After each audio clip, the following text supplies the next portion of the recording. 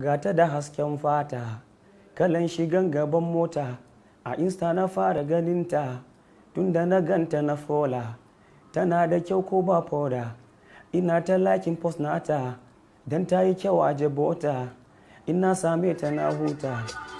Gata da hasken fata, kalan shigan gaban mota, a insta na fara ganinta, tunda na ganta na fola. Sunana Musa Muhammad Dan Musa, wanda aka fi sani da Dan Musa. Ni haifaffen jihar Gombe ne kuma Bafulatani, wanda a yanzu ina da shekaru 28 a duniya. Dalili kuwa da ake ce min Dan Musa shine duka familin mu muna biyarin da suna Dan Musa, wanda har mata ma suna yin haka saboda ainihin sunan kakanmu ne Dan Musa. Dan mutane suna yawan tambaya na akan wai ko mun fita daga Katsina, in ce musu a'a, kawai dai suna ne ake biyarin da shi Dan Musa din. A matakin karatu na kuma na yanzu ina matakin digiri ne na farko a wani makaranta da ake cewa Federal University Kashere Gombe. Annan kuma a wannan makaranta ina karanta wani course da ake ce ma BA English, ma'ana harshen turanci kenan.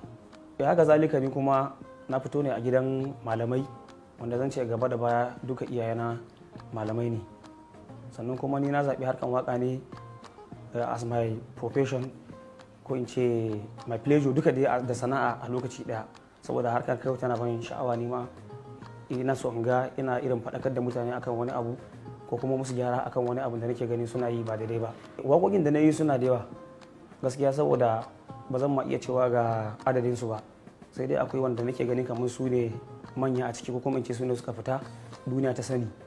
Na farko akwai waƙar Fola, sai na biyu akwai waƙar Yabon Kai, sai na uku akwai waƙar da ne wa shugaban Muhammadu Buhari, sai kuma na hudu akwai wata waƙar da nake cewa Tuba. So wannan waƙoƙi dai su ne zan ce su ne suka kasance top da a yanzu a cikin waƙoƙina. Abin da zan ce kusan ya fi bani wahala idan zan yi waƙa shine samar da misali topic ɗin da zan yi waƙan a kai. Amma inda na riga na samu topic ɗin, to babu wani kuma abin da yake ban wahala. Ni babban burina gaskiya a yanzu zan ce ban da wani burin da ya wuce in ga duk kasashen duniyan nan suna jin waƙoƙin Hausa. Misali zan iya cewa har Turawa ma in ga suna jin waƙoƙin Hausa, kamar yadda mu ma muka mai da hankulanmu akan jin waƙoƙin wasu yaren da ba mu sani ba. To ina so nima a duniya, ina so in ga yau a ce duk duniya kowace ƙasa ana jin Hausa da waƙar Hausa gaba ɗaya. Haka zalika kuma irin burina na rayuwa, ni ban da burin da ya wuce kawai in zamo ɗan sanda. Abin da yasa nake so in zama ɗan sanda shine gaskiya, kama misali daga irin abubuwan da suke faruwa, ko in ce ko fina-finai da nake kallo haka, akwai abin da in na gani sai in yi mamaki in ce to wannan abin da ba kowane irin mutum bane zai iya yi ba, in dai ba irin ɗan sanda ba.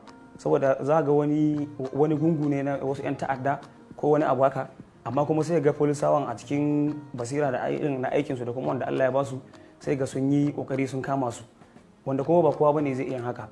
Kuma abin da na dauka shine ni kawai dan sanda shi iya da tunani biyu, iya da dan sandan tunani, kuma haka zalika kuma iya da tunani irin na wancan mutanen.